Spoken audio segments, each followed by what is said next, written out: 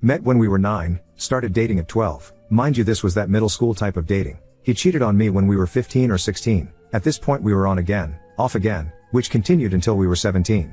I got a full ride to a university across the country for athletics/academics when I was 18. My first and only semester there, I hated the team and the coaches, and I had no friends. He flew out to visit me and we got engaged at 18 years old. He flew back a little over a month later and we had a courthouse wedding. I came home after the semester finished. He was 18 and I was 19 when he joined a very difficult/prestigious branch of the military. He left for 3 months for training, which was difficult, but we did fine. He came back for a few weeks and then left for a few more months for school for his particular job. During this time, I would later find out, he signed himself up on Bumble, and paid $50+ in upgrades for more swipes. He insists he never met anyone from it and no conversations that he had were ever anything more than introductions. He also, again, I would later find out a few years later, spent over $600 at a strip club. He says he was pressured by seniors to go and ended up paying for a VIP room for one of his buddies because he got the room and then didn't have the money to pay for it, and my husband said his friend was going to get into trouble. That weekend, he would go up and down the coast going to various clubs and another strip club from what I've gathered. At 19, we moved states and got our first house together. At 20, he deployed. This would be a very difficult time in our lives, and even more difficult after he got home. He developed a pornography addiction while deployed. I remember sitting on the bathroom floor at 4 in the morning refreshing one of his social media accounts, Wick. I could see his following numbers go up about every 5 minutes. All porn accounts. He pressured me for pictures and videos and I would feel guilty for not doing the things he wanted, and I felt like if I didn't he was just going to find someone else to do it for him. He came home 6 months later and we were okay, except I noticed after a few weeks that as soon as he came home from work he would practically beeline it to the bathroom and shower for 45+ minutes. Sometimes I would even go into the bathroom after and I could tell he dropped the bottle of lube on the ground and it was still slippery. Or I could see the ring on the counter from the bottom of the bottle. I did my best to ignore it, until one day I saw a charge on our account for $30 to someone with a very interesting name. I confronted him and he immediately looked away, took in a deep breath, brushed his hand through his hair and sputtered out a quick excuse that it was his buddy's wife who bought them all lunch during work. I don't know why, but I said okay and left it at that. He got up a few minutes later saying he felt sick and went to lay down. I got a text from him an hour later saying he was sorry and that he developed a pornography addiction over deployment and he sent money to a girl for her premium Snapchat or something. He says he felt so guilty he didn't even look at anything and he deleted her right after he sent the money. I realized that the day this transaction took place, he had bought me flowers. He has never done that before, not even on any special occasions. From here on, the dates get confusing for me. I don't remember what happened first or when or how far apart, but I'll do my best to include as much information as I remember. Sometime later. Maybe weeks, maybe months. I woke up to a message from an old acquaintance on a certain social media. I think we were still 20 or maybe 21. I don't remember what exactly she said, something along the lines of I just wanted to know Forex said this to me or something like that. He had messaged her the night prior, whilst drinking at a friend's house down the road, that he loved and missed her. I wish so badly I could remember more, but for some reason I can't. I know she said something like you can't be saying this, you're married, and he said something along the lines of I don't care. I screamed at him to wake up, but he was still drunk. I told him I wanted a divorce.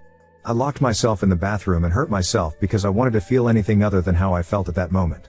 I don't know how much time passed. When he opened the door, he said he didn't send those messages. He said that he left his phone plugged into the speaker and his friend was using it to play music. He said his friend must have seen the girl's story and messaged her trying to get nudes. He even pulled out his phone with proof, a text conversation between him and his friend confirming that the friend had messaged her and said he was sorry. I don't know why, but I believed him immediately. I remember having the most euphoric feeling of, I don't know what the word is, but whatever you feel when you let out a breath you've been holding and say, oh thank God. I'm getting frustrated writing this because I'm realizing how much I'm forgetting and I feel like I'm missing something. At 21 I think, shit hit the fan.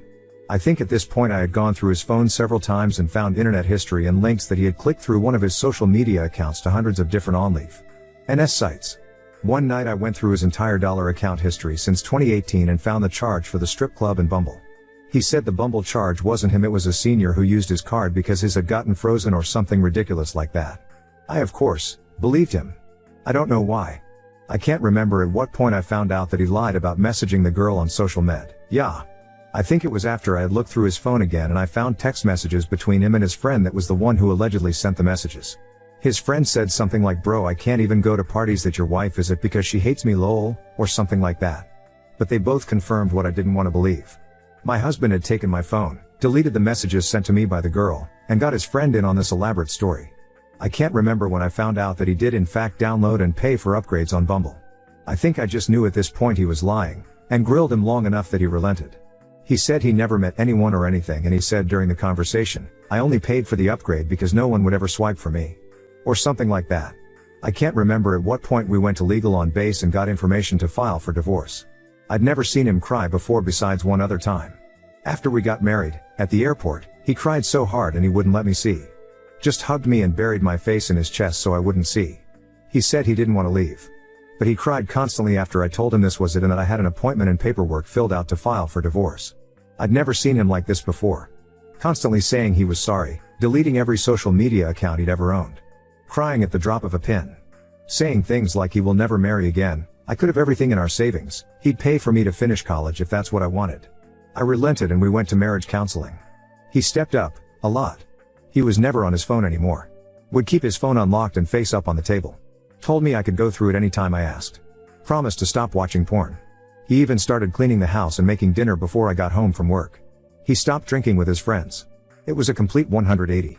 For a while. Issues started to arise when every little thing would trigger a panic attack. He couldn't hang out with his friends without me freaking out. He began drinking with his friends again maybe a few weeks later. One night he wasn't home by the time he told me he would be and I just broke. I ended up in the hospital and it was just the start of this toxic cycle. He would do something that would trigger me, whether it be drinking with his friends or the occasional YouTube short I would see in his watch history of a half-naked woman with her tits out and bouncing up and down. I would scream at him and berate him and degrade him because I wanted him to feel exactly how I felt. I think marriage counseling eventually helped a lot. After the hospital I finally got my own therapist. She was my best friend. I still text her to this day. I didn't have any friends where we lived. He worked with his friends every day and every weekend they would all party. I didn't have anyone. My friends and family were back home. I'm shy and have really bad social anxiety and I've always had trouble making friends because I can't seem to ever open my mouth when there's more than 3 people in the room. Whenever he would leave to go anywhere, I felt so alone. I think at 22 our marriage really started improving again. We went on vacation together and were able to work through a lot of issues and we were able to communicate things we were feeling and it was amazing. We both felt so hurt and we were able to find happy mediums on issues and relay boundaries that each of us respected. I was 23 when I moved home a few months before his contract ended. He tied up his loose ends on the house and work and he moved back home with me. He tried working a night shift blue-collar job, making good money, even more than he made in the military. But he hated it. He hated everything about it. He missed his friends and his job. His friends were his family. This was the first time I'd ever seen him truly depressed. 5 months later he joined a different branch of the military. I didn't want him to. I wanted him to stay and have a normal life with me. I wanted to work normal jobs and have a family. He doesn't. He said he doesn't even want a family. I had started nursing school and my best friend whom I hardly ever got to see had a baby. I finally had a group of friends and family I was able to hang out with every week. He left and got stationed in a different state, but only about 600 miles away this time. Far, but drivable. He came home for a visit after only a week of being there. We were doing good at this point. Texting and calling a lot. A little over a month ago he left to go across the country for a 6-week exercise in the desert. He didn't have his phone for most of it, but he was able to text me once over a week ago. He didn't text again after that, until I messaged him letting him know that a pet of mine had died. He replied immediately. I've realized that he has had his phone, but just hasn't been talking to me. Yesterday, he texted me in the morning letting me know that he was going to spend an upcoming holiday with an old military friend from his previous branch, and then the holiday after that he wanted to go see his extended family in a different state. We've talked a lot since then, not about anything good. I've asked why he's pushing me away and he said he's focusing on his goals. I said I felt like I was being put on the back burner until he was ready to acknowledge me and our marriage, and I tried to tell him he didn't have to be alone and that I would support him. He said, "You can't though. You say you can, but you didn't support college or the CIA, so I kinda felt I should just do this alone and get rid of some of the negativity." And I realized he was right. He brought up college when we were about 21, maybe 22, and I actually scoffed at him because I didn't realize he was being serious. I didn't believe he could do something like that. He barely graduated high school. He went to 4 different high schools total, never getting above a 1.5 GPA. I tried doing his homework to keep him afloat, but he didn't care. I even got him enrolled in the same online academy that I attended, due to public school not fitting around my athletic schedule, and I had to do every class and every assignment for him because he would never do them. He ended up graduating from what you would call an alternative high school. After telling me he wanted to go to college, he then told me he was going to join the CIA. This was just unfathomable to me. I didn't know what to do because he wanted my support, but I also didn't want to lie to him and tell him I believed in him. I guess I still don't. And I feel awful, and I can't imagine the feeling of your spouse not supporting you unconditionally. I don't know how to support him in something I just don't think he can do. And now we're here. Neither of us want a divorce. Both of us know our relationship hasn't been the best. We both don't know what to do. I would feel so lost and empty without him. I've known him for more than half of my life. Our personalities are formed around each other. We talk the same, we have the same mannerisms. We experienced growing up together and becoming adults together. I just want to add that these experiences I've listed were the worst times. We've had amazing experiences together. We have so much fucking fun together. He makes me laugh more than anyone else can. He knows everything about me and has been there for every important moment in my life. I'm absolutely terrified of the future. I'm scared to tell my family if we get a divorce. I don't want to be another statistic. I know we got married young, I know we are a military family, I know that. I know that most of these marriages ended in divorce, but I really fucking thought we were different. I don't want to start over. I'm almost 24 and I know that's still considered young, but I've known him for 14 years. I thought we would have started thinking about having a family together by now. He just wants to focus on his career and says he doesn't think he even wants a family. I don't know what to do anymore. Update 1. After over 1,000 people castigating me in the comments section, I wanted to sort of give an update and answer a few questions. First off, yes, I can in fact type like a motherfucker. I had every intention creating this post with anonymity, which obviously went down the drain as soon as I started typing. I didn't think this would get more than a couple thousand views, and a handful of comments. I typed out every ignominious detail because I needed to see for myself everything in one spot. Someone said I must be exhausting to be around if I tell my friends and family all this. Well, you'll be happy to know that no one knows. I have never told any of my friends and family even a percentage of what has happened. That's why I ended up writing an epic. I wanted someone to know everything and tell me what to do because my brain has become this convoluted, the rose-colored type of convoluted, mess of. I don't even know. I have made my husband out to be this strong, loving, endearing, charismatic provider, and I know why. I've spent my entire life wanting to be the fucking best at everything. My dad's favorite thing he used to say to me every day after practice was second place is just the first loser. And I fucking held on to that. I was the best. I was the best at school. I ranked number 1 out of my high school class of over 700 people. I have hundreds of medals and trophies. I did take second place at nationals one year, even though that doesn't feel like an accomplishment to me, I know it should be. But after dropping out of college and leaving behind a full-ride athletic and academic scholarship, I wanted it to be worth something. I never told anyone I left because I hated it and couldn't deal with it. I told everyone I got married and he Joe, in the Marine Corps, and I wanted to support him. I didn't want anyone to realize that I couldn't hack it. I wanted it to be worth it. And if I had marriage problems or if I got divorced, it would have just been for nothing. I would have lost again. And I can't lose. I grew up hiding in my closet hearing my dad scream at the top of his lungs at my older siblings because they averaged C's and D's in school. I knew what losing would get you. And I would not lose. My mom cheated on my dad when I was a kid. I remember waking up one morning to them screaming on the front lawn, my mom trying to get into her car to go to work, and my dad grabbed her arm and ripped her out of the car. They don't know that I saw that. They worked through it, if that's what you want to call it. I thought that was what you were supposed to do. I thought that marriage was supposed to be hard and you were supposed to put every ounce of yourself into fixing your ups and downs. Many have asked if I want to live the rest of my life like this. Of course I don't. Who the fuck would want that? Why did I stay even after the first time? Well, starving people will eat anything. I have actually read every single comment, even the hurtful ones. God damn, you guys are fucking assholes, and I needed it. I fucking needed over 1,000 people telling me I'm a blind idiot to realize that marriage isn't supposed to be like this. And that I deserve better. Because I fucking do. I do fucking deserve better. And for all those saying I'm not going to leave because I haven't yet. I will fucking prove you wrong. I'm not going back anymore. I'm not going to fucking settle. I had heard the phrase sunk cost fallacy, but I didn't know what it meant. I do now. Thank you to everyone, even the ones who believe this post was a creative writing assignment. It gave me a laugh realizing that my life and my marriage has been so bad, that it's unbelievable. Last side note, yes, I did comment with my main account a few times. It doesn't even matter anymore. And feel free to shoot me a message and tell me I got this, because I'm going to fucking need it. I feel like I've been rug pulled near the edge of a cliff and I can't find my footing. I don't know where the ground is and when it will come. But I know wherever I land it will be better than where I am currently. Update 2. I have been busy living my life to the fullest extent possible. I can honestly say I didn't even think it was possible to enjoy life this much. I have never experienced happiness like this. I'm honestly having a hard time putting it into words how amazing my life has become. I filed for divorce probably within 48 hours within making that post. Papers were signed a month later, divorce was finalized 2 months after that. It was completely uncontested, we shared no assets, no children, thank God. It was actually a lot easier than I expected it to be. Honestly, the hardest part was telling my family, especially my mom. Everyone loved him so much because I, unfortunately, made him out to be so perfect. It was pretty much a slap to the face for her to find out. I felt awful. She cried for days. But she was so supportive of me. Everyone was so damn supportive of me. I turned 25 soon. I decided to get my nurse practitioner's license. So that's the track I'm on right now. I've made an incredible amount of friends this year. If I'm not working, I'm out having fun. I'm always doing something fun every day. I'll try to reply to any comments, but I'm so busy these days. Smile. I have truly begun to find myself. And I'm fucking awesome. I am capable of so much. And I am brave. I am so brave. I did make one special friend from my original post, Bethany200300. Thanks to you and my best friend Katie, if you guys are reading this. Thank you for keeping me accountable and loving me unconditionally. I really didn't realize what a horrendous situation I was in, at least, not until after I made that initial post and received so many eye-opening comments.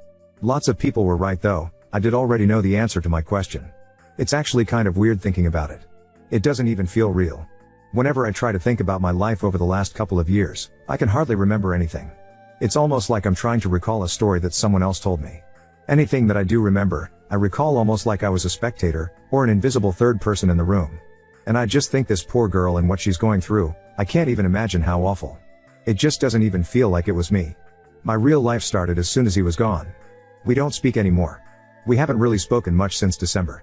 One of the last interactions we had, he was upset about the divorce and regretted it, and then he proceeded to threaten that he would murder anybody that I dated in the future. Yes, it's documented to the best of my ability. I don't think he would ever actually do anything like that. He hasn't even been back in the state this year. I think he's too busy. Last I heard through the grapevine, he got drunk, had a one-night stand, and got some girl pregnant. She wants to keep the baby. He doesn't. I think she even took a brick to his car and smashed the shit out of it. If I could give him one last piece of advice, it would be to start a savings account for this poor kid's future therapy bills. And to ask him if he ever realized that almost all of his monumental life mistakes have been committed under the influence of alcohol. But alas, it isn't my problem. He will never hear from me again. And I can say that with complete happiness and confidence. To everyone who said I wouldn't do it, and that I wasn't capable of leaving, fuck you, and thank you. I did. I did leave. I didn't walk, I ran. I fucking sprinted. And I didn't look back. To anyone who may be going through something similar. You can do it, I believe in you. If I can do it, you can, too. Now on to second story. Discovered my friend secretly recorded my husband for her viral TikTok, and now she's playing the victim after we reported her. I, 28F, am friends with this girl, let's call her June, also 28F. In fact, my husband, 32 mil, and I often hang out with June and her boyfriend, go on double dates, have weekend trips, etc. We've known each other for over 2 years. I would say that we four were pretty tight as a group, up until this weekend. My husband is an orthodontist. One of his patients is June's half-sister, Rhea, 12F. June often is the one accompanying Rhea to her dental appointments. June is also a small-time online influencer. She's always recording and vlogging and stuff. Though my husband and I have made it clear to her and we're absolutely not okay with our faces in her vlogs online, and she seemed to respect that boundary.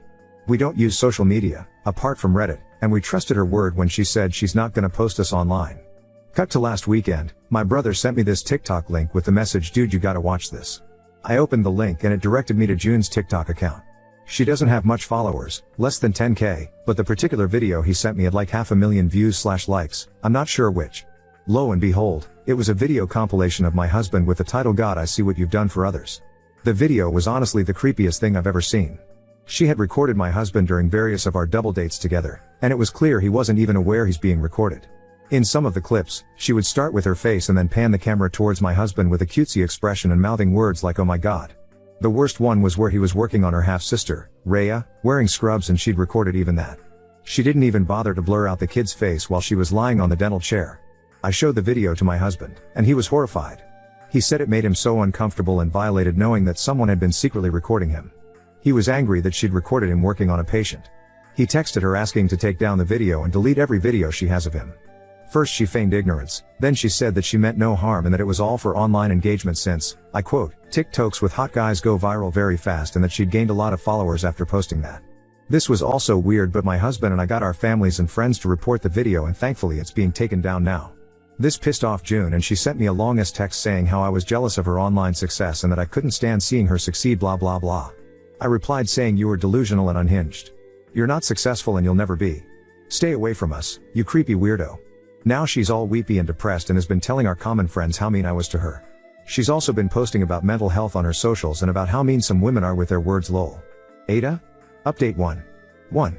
My husband's practice reached out to Rhea's parents and informed them about the situation via an email, as they wanted everything documented, like I mentioned in the comments. The parents have responded. They are shocked and very, very apologetic. They have agreed to chaperone Rhea on her appointments instead of June. They wanted to meet my husband personally to apologize, but he informed them that that won't be necessary. 2. June's TikTok video is still in the process of being taken down. No new updates on that. I guess she contested the reports or something. I'm not entirely sure. My husband and I have blocked her. My brother is keeping an eye on her account though, just in case she posts something else about us. We'll see what to do with / when it happens. We're gonna be consulting a lawyer if she bothers us again in the future.